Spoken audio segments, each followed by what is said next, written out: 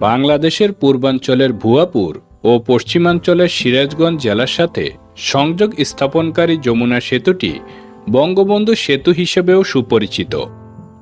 ১৯৯৮ সালে জুন মাসে উদ্বোধন হওয়া এই সেতু দক্ষিণ এশিয়ার ষষ্ঠ বৃহৎ এবং বিশ্বের ১১তম দীর্ঘতম সেতু।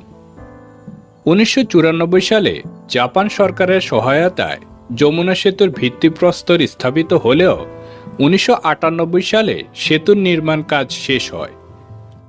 যমুনা বহুমুখী সেতু নির্মাণের ফলে দেশের আর্থসামাজিক উন্নয়নের সাথে সাথে সড়ক ও রেলপথে যাত্রী ও মালামাল পরিবহনের ক্ষেত্রে ব্যাপক উন্নতি সাধিত হয়েছে।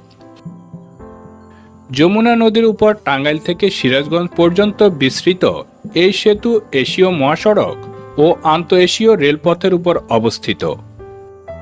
যমুনা বহুমুখী সেতু নির্মাণে